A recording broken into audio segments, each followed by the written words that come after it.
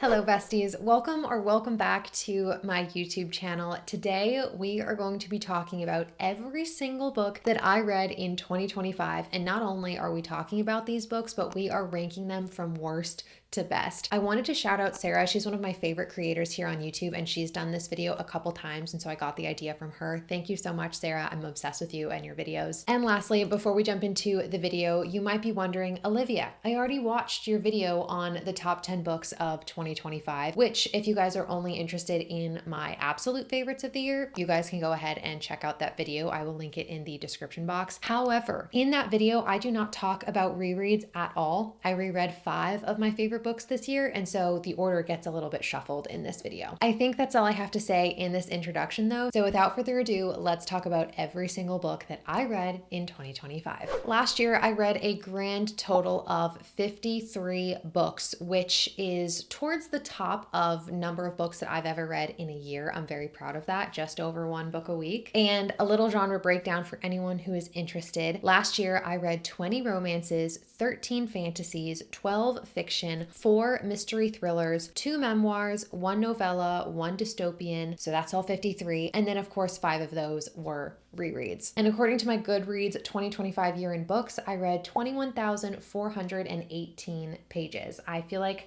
I definitely read a lot of thicker books last year, and I'm very proud of that. So I love stats. So just in case you love stats too, those are mine. Now on to the ranking. Even though I read 53 books last year, I only have 51 ranking spots because one of them I looped together as an entire series. Coming in at number 51, the only DNF on this list, and the only reason I'm counting it is because I got about 75 of the way through it, is The Roughest Draft by Emily Wibberley and Austin Sigmund Broca. This is a romance book about 2 authors who are basically coming together to write another book together. They wrote a book together in the past that did really well. And honestly, I literally could not finish the last 50 to 100 pages because of all the micro cheating that was in this book. I just felt like neither of them were very single, regardless of which timeline we were in, and that really frustrated me, and so I DNF'd it. Number 50, I read at the very end of the year, and I have not talked about yet on this channel, and that is Small Things Like These by Claire Keegan. This is a fiction, I'm almost inclined to say short story, although technically I do think this is a novel, about the joy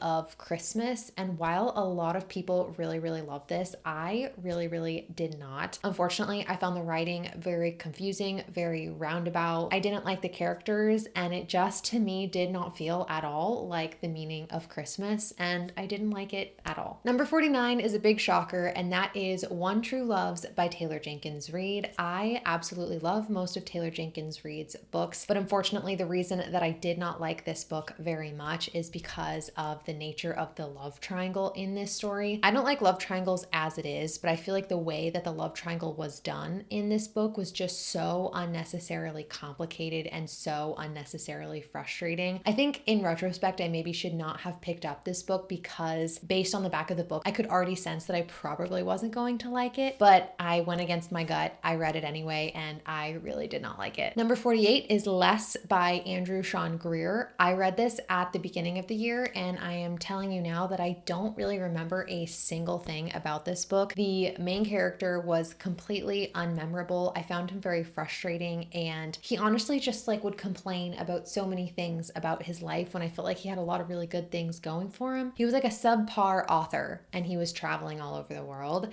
And I did this in a buddy read with one of my friends, and I could see why some people like it. It just really was not for me. Also, I'm gonna say this right now. I know we're starting out a little bit negative, and just because I didn't like a lot of these books doesn't mean that you won't like these books. So many people absolutely love the books that I'm talking about, and so I just want to say that this is very opinionated, and that's okay. I love that everyone has different opinions on reading. I think that's what makes it fun. Number 47 is Wild Love by Elsie Silver, and while I really love Elsie Silver as a romance author and as someone who can really capture small town vibes and found family, I just don't think this was her best work. I had a difficult time connecting connecting to the characters. Also, Elsie Silver is notorious for the spice in her cowboy romances and small town romances. I don't really read romance for the spice. I don't mind if it's there or if it's not, but this one was just a little bit too much for me. And I think because I didn't particularly connect with a lot of the rest of the romance, I then got even more frustrated by the spice because I was just like already not having the best time. But the series does improve, as you will see it as we make our way through the video.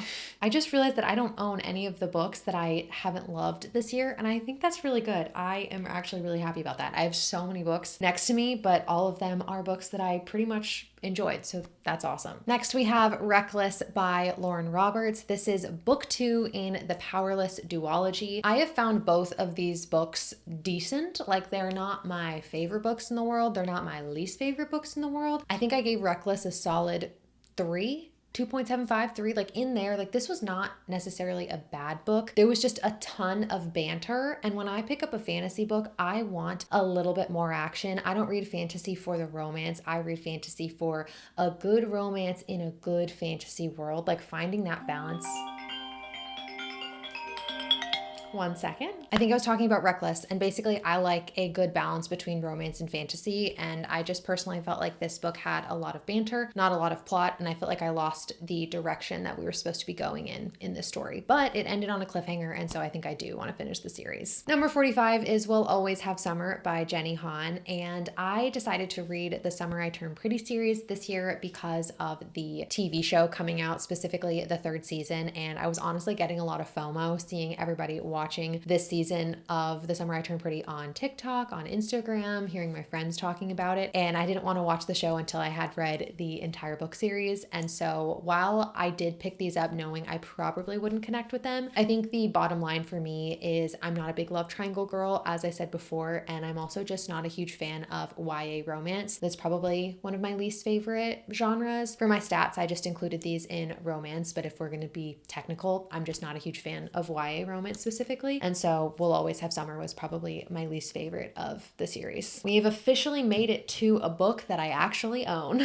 and that is number 44, The Bee Sting by Paul Murray. This was a big disappointment. I would almost say more than any of the books I've talked about up until this point, because I had heard so many incredible things about this book. This has won several awards. It's also 650 pages, and so I was like, oh my gosh, if I'm going to put all this time and energy into a book, I really hope it's good. And unfortunately, I just did not connect with this book. This is definitely a character study on a family going through hard times. I thought that the writing was really, really beautiful. I really can appreciate what Paul Murray was going for. Overall, I think if you don't connect with the characters in a character study, that's really frustrating. And also, the ending of this book made my blood boil. Some people love the ending of this story, but I absolutely just could not stand it. And so that was unfortunate that this was a book that had been sitting on my shelf for so long. And then in the end, when I did finally pick it up, I just didn't really enjoy it. So again, a lot of people love this book. I'm not telling you not to read it. I just didn't love it. Solid like 3-star though. Number 43 is The Summer I Turned Pretty by Jenny Han, book 1. Enough said about this book. I liked it a touch more than the other one, but not like that much more. Number 42 is One Dark Window by Rachel Gillig. This is a book that I read with my book club. It is a dark gothic fantasy with romance in it. Honestly has a lot of elements that I usually love on their own. Unfortunately, I don't even quite know what to say about this book that just didn't do it for me. I think the bar was set really, really high because this fantasy duology was all over the internet. So many people are diehard fans of this book series, and I just didn't love it. I didn't really connect with the main character. I thought conceptually it was so cool. The magic system is all about playing cards, and there's this mist that's overtaking this land, and if you get stuck in the mist, bad things happen to you. Everything about it was really, really unique. It's just like the execution. Like when I was actually reading it, I was like, oh,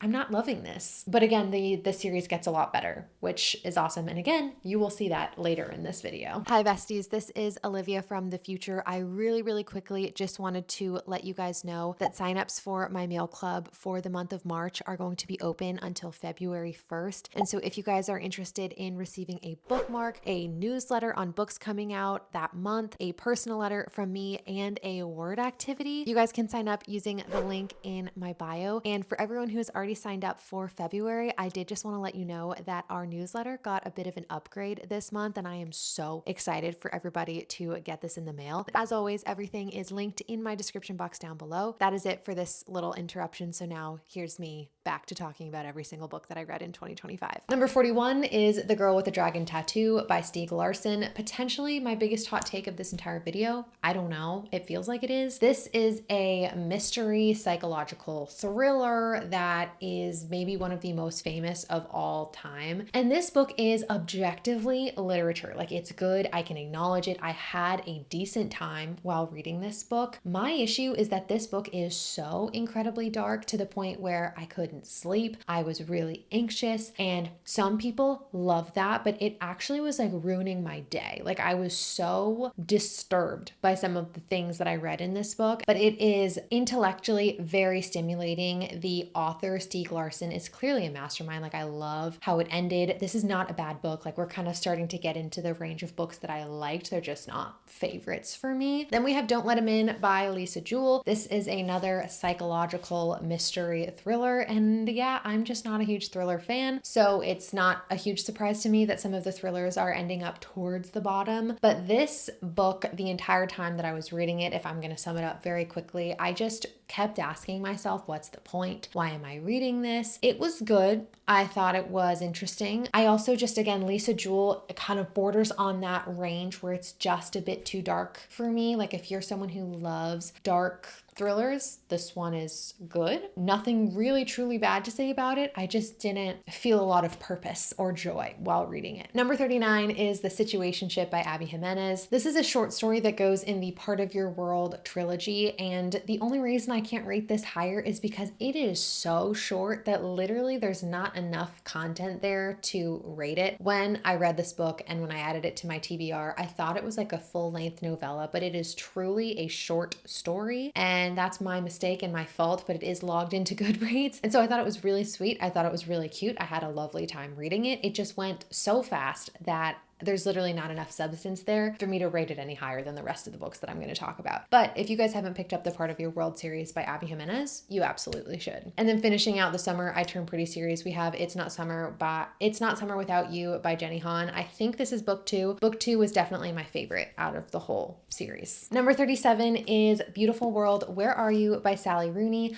I love Normal People by Sally Rooney. It's one of my favorite books of all time. And so I did have a goal this year to pick up another Sally Rooney book. What I did really like about this book is that all of the characters felt relatable in that they were young and they didn't really know who they were. They were each very different from each other, but like, I'm 25, almost 26, and so reading about characters who are just like confused and don't know where their life is going and exactly how to navigate certain situations felt relatable, and so that's what I liked about this book. Number 36 is The Boyfriend by Frida McFadden. This is one of the thrillers that I did end up really enjoying this year. Wasn't perfect by any means, but I was so entertained by this book. I was running behind reading it for book club. This was a book club book this year, and I remember I read it in like 2 days, so I caught up so quickly. Like, I still had 5 days left probably until book club, but I had doubts that I would be able to read it that quickly, and it was really good. The plot twist totally got me at the end. The only reason it's not higher in this list is because I need an emotional connection with a book for it to like really impact me and change me as a person and all of that kind of stuff. So this was good. It's like New York City, creepy boyfriend, that kind of vibe, and it was really good. I really do recommend this one. Number 35 is The Guncle by Stephen Rowley. This book is so sweet, so adorable. I honestly think if you're just looking for something family friendly and really cute, I definitely think that you guys should pick this book up. This book follows our main character, Gup, which stands for Gay Uncle Patrick, who ends up becoming a temporary primary caregiver for his niece and nephew. And so they spend a lot of time together in Palm Desert, and it's really, really sweet. Lots of jokes, made me smile, made me laugh, made me cry, all of the good things. And this was just sugar sweet, and I liked it. I thought it was really, really fun. Number 34 is Say You'll Remember Me by Abby Jimenez. This was her newest release this year. And while I did really, really enjoy this book, a lot of people did not have those feelings. I really liked it. It just does not compare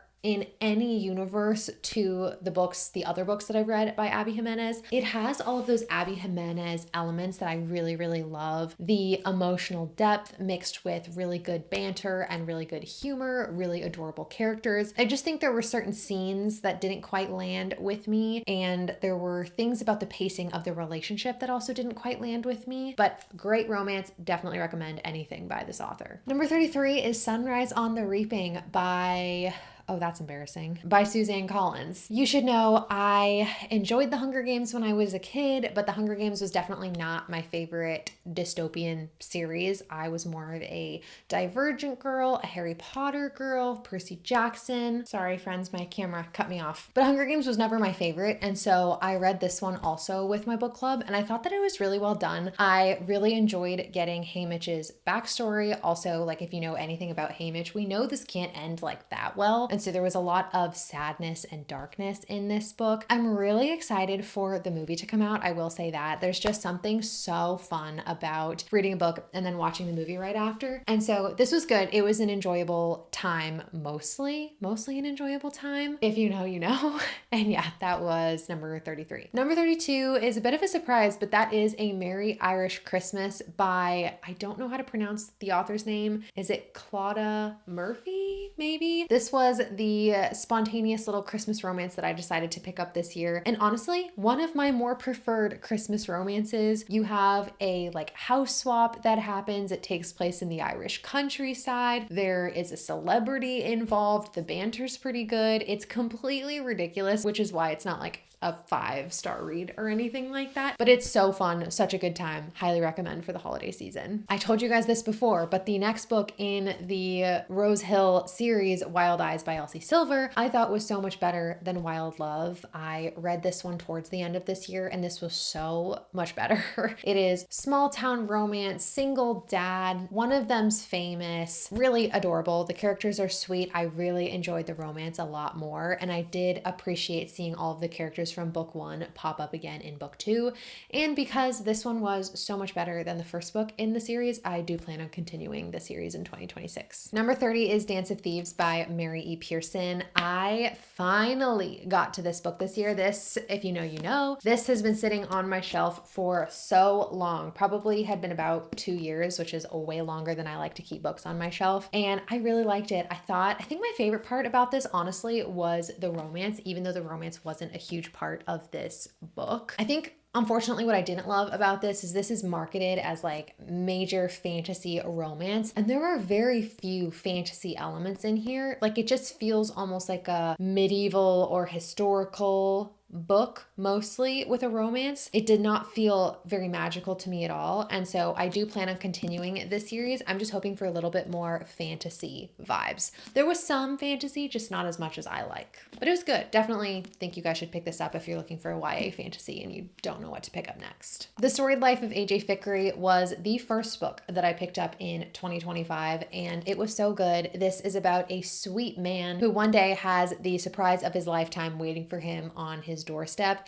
It is literary fiction all about love and discovering who you are and what's the most important thing to you. And this is very wholesome. And if you're trying to get into fiction, I might suggest starting here. I love this author. Number 28 is A Great Big Beautiful Life by Emily Henry. This is a huge shocker to me and probably a lot of you guys, because Emily Henry is my favorite author. Not one of my favorite authors, but my favorite author, period. I love her. I love her books. I love everything that she's able to create. And this book was good. Like, I appreciated it, and I thought the writing was just so stunning, as it always is. There was just too much going on. There was mystery, romance, fiction, vibes all in here, and I just don't think it was balanced very well. Like, I couldn't connect deeply enough with any one component because there was just too much happening. That I do just love her as an author and as a writer, and so I really did enjoy this book, and like, I was so excited to get my hands on it and to read it, but unfortunately it is my least favorite Emily Henry. That said, no Emily Henry book is bad. So yeah, I think I've said what I need to say about this one. Right next to that one, we have another one of my all-time favorite authors, and that is Sounds Like Love by Ashley Poston. Ashley Poston has written 2 of my all-time favorite books, and so this was again her new release for 2025. And while I enjoyed it, I had a lovely time. This book is a romance with magical realism where our 2 main characters can hear each other's voices and each other's songs, they're both musicians, in their minds. And I thought it was really sweet. I just think there were certain magical realism elements that weren't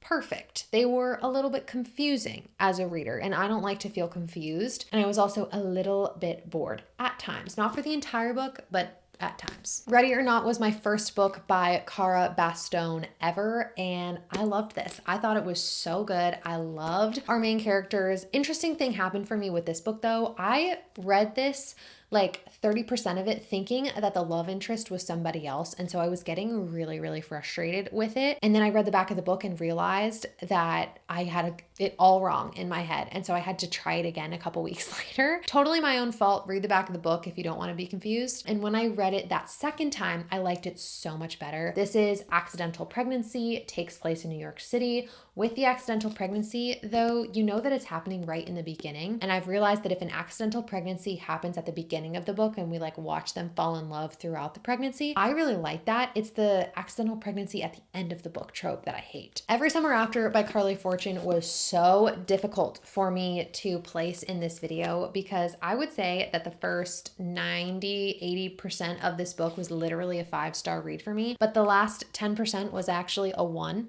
a 0 if I could give a 0. So frustrating because I wanted this to be perfect. Like it was so close to being a perfect book, but that conflict, that third act situation that came up absolutely ruined the book for me. And so I'm kind of averaging this out and giving it like in the 4-star range, but know that I loved most of this book and hated the end. Number 24 is Two Twisted Crowns by Rachel Gillig, which is book 2 in the, I always forget the series name, but it comes after One Dark Window. I think it's the Shepherd King duology. And I really loved this book. I thought it was so much better than the first one. We get a different romance. We round out the plot. The fantasy picks up. I thought the writing was better. I thought the emotional depth involved was so much better. And so I would definitely recommend picking up this series truly for that second book because it gets so much better. And reading that made me feel more interested in reading other books by Rachel Gillig. Huge shocker. I did not expect to like The Kiss Curse as much as I did. I've read The Ex-Hex by Erin Sterling not once but twice. I really enjoyed that book, but mostly for the vibes. I didn't think the romance was anything special, but this is a witchy Halloween romance book that I just absolutely loved. I thought the romance was great. I thought the banter was so good. I was so entertained the entire time. Enough said, this is the best Halloween spooky season romance that I have ever read, and you should read it. It was in fact one of my favorite romances of the year. Then we have Magnolia Parks Into the Dark. This is the final book that has been released in the Magnolia Parks world. It is also the end of the Magnolia and BJ relationship in this universe. And I liked it, but it definitely wasn't my favorite in the Magnolia Parks world. I liked the ending that Magnolia and BJ got. And yeah, that's kind of all I have to say about this one. I really enjoyed every single second that I was reading it and honestly just felt dread the further into it I got because I knew that I wouldn't have any more books to read in this world. I'm definitely a big fan of Magnolia Parks and just like all of the wealth and drama that is in this series. And yeah, this was so good. I highly recommend these. It's not for everybody, but I liked them. This just wasn't my favorite in the whole series. Number 21 is The Paradise Problem by Christina Lauren. Guys, so fun, summer romance, super rich family, fake marriage. The 2 main characters went to college at UCLA, which is where I went to college, so I really loved that. It was just the perfect mindless summer romance, and like again, it's not like anything mind-bogglingly crazy, but I just thought that the main character was so funny and I really liked the guy, and the chaos was like just the right amount of chaos.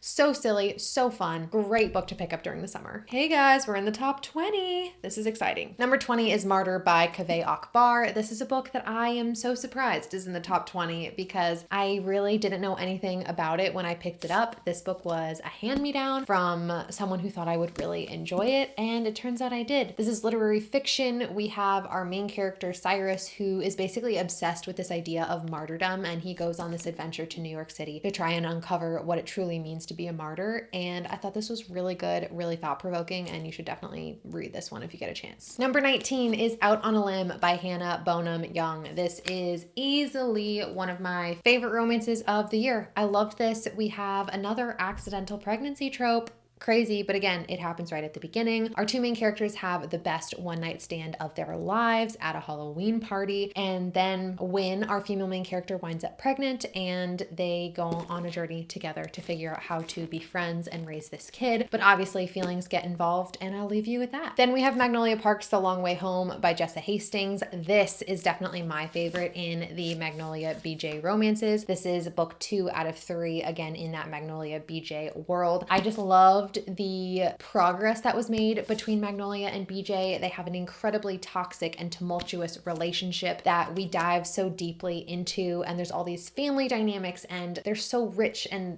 all this money causes them so many problems.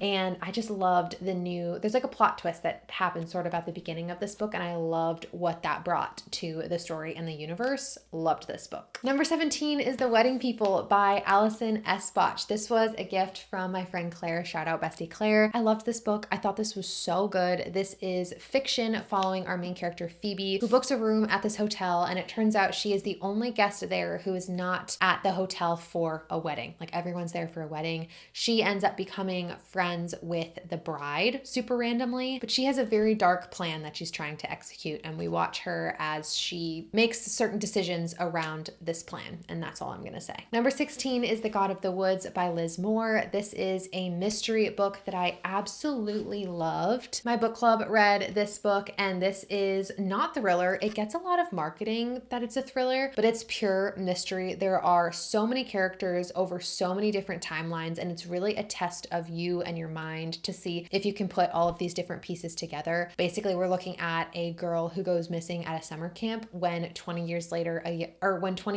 earlier, a young boy also went missing at that summer camp and was never found. Number 15 is Everything I Know About Love by Dolly Alderton. As a woman in my 20s, listening to someone reflecting in a memoir on everything they learned about falling in love and finding love in your friendships and your family members, I loved every single second of this memoir. I randomly picked it up from the library, and it really has left its mark on me. I loved everything about this, and if you guys are not maybe that into memoirs, but you want to be, and you're like in your 20s, this is a great one. Number 14 is all 3 Percy Jackson books that I reread this year. These are so much fun. I love the Percy Jackson series. Basically, Greek gods had children with mortals. Those children are called demigods, and that is who we follow in these books. Everyone and their mother knows about these, so that's all I'm gonna say, but I love these books. Number 13 is the other memoir that I read, and that is The Third Gilmore Girl by Kelly Bishop. Kelly Bishop gives us her entire life story, basically, but with an emphasis on show business, her experience performing on Broadway, her experience playing Emily Gilmore in Gilmore Girls, one of my favorite shows ever, and there's just so much more to her life than her role on Gilmore Girls, which is how I knew her, and as someone who grew up doing musical theater, and I just have a very musical background, I loved listening to this audiobook, and she narrates it. So highly recommend the audiobook if you do decide to pick this one up. Number 12 is Bury Our Bones in the Midnight Soil by V.E. Schwab. This is so much fun. It's vampires, it's multiple timelines, different time periods. You have 1500s Spain, 1800s Boston, modern day America, Boston, with different women. And again, there's vampires and magic and self-discovery and womanhood, all of these things that I just absolutely love. And this was one of my all-time favorite books, and also just favorite books of the year. Number 11 is Beartown by Friedrich Bachmann. I loved this book so much. We have a small town who really comes together over their love of ice hockey. But when tragedy strikes this small town, people are really forced to question who they believe and what they believe in. And it's a book that's about so much more than ice hockey. And I loved it. This is like 4.75, and I loved it. Number 10 is Ruthless Vows by Rebecca Ross. This is book 2 in the Divine Rivals duology. And I didn't pick this book up for so long because I had heard so many bad reviews about it. But this is your sign to continue series when you don't hear good things about them. Like, if you think you're gonna like something, read it anyway. Ignore all those people out there in the world, because I let all of the voices stop me from finding a 5-star read. And I love this book. Highly recommend the Ruthless Vows Divine Rivals duology. Number 9 is The Nightingale by Kristen Hanna. This is a historical fiction story following two sisters who live in France during World War II. It is devastating. It is heartbreaking. It is beautiful. It is empowering. It is so many things. And what I learned from this book is I'm gonna need to read more Kristen Hanna books in the future, because this was so freaking good. Number 8 is Beach Read by Emily Henry. This is another reread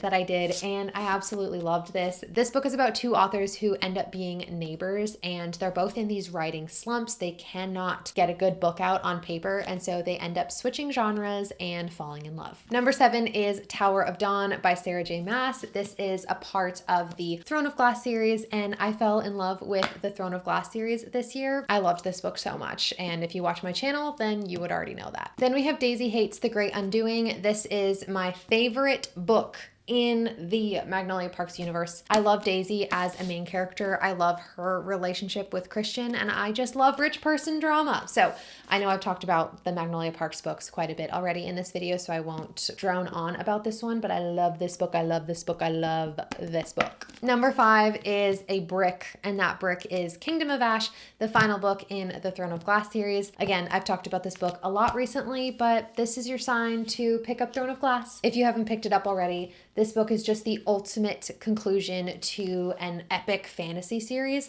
and I love it so, so much. Number 4 is Atmosphere by Taylor Jenkins Reid. I absolutely loved this book. Kind of crazy that a Taylor Jenkins Reid book was at the very bottom of this list, and another one of her books is at the very top of this list. I feel like if anything, that proves that we should be giving authors more than one chance, because I really didn't like One True Loves, but I absolutely loved Atmosphere. We have a woman who we basically follow her journey on becoming an astronaut, and it was so good. There's love in this book, romance, self-discovery, oh, so many good things, tragedy, everything. Everything that I love is there, and it is so good. Number 3 is my final reread of the year, and that is a recent reread. I reread A Darker Shade of Magic by V.E. Schwab. This is like my favorite fantasy book maybe ever. It's hard to say because of the books that I'm talking about in this video, but it's just so good. And in this book, we're following a magician named Kel who has the unique ability to travel between worlds. Most people cannot travel between them. He can, and ultimately he runs into a little bit of trouble. So, so good. Number 2 is Empire of Storms by Sarah J. Maas. Again, I've talked about these, so I'm not gonna talk much about this one. This is my favorite book in the Throne of Glass series. I loved it so much, and again, read these books. They're so good. And finally, we have The Conditions of Will by Jessa Hastings. Book number 1, my favorite book of the year. Oh, I loved it so much. Again, I'm trying not to talk too much about these top 10 books because of the fact that I did make a video about my top 10. But The Conditions of Will is a romance book that combines mystery and fiction, but I just thought that it was balanced so well, and there's enough time to connect with all of the characters, and the romance was so, so good. And I loved this book so much. I should make a whole separate video talking about The Conditions of Will because I loved it so much. My camera battery is flashing, so I'm actually going to take that as a sign to wrap up this video. I hope you guys enjoyed watching. I hope you have a great day.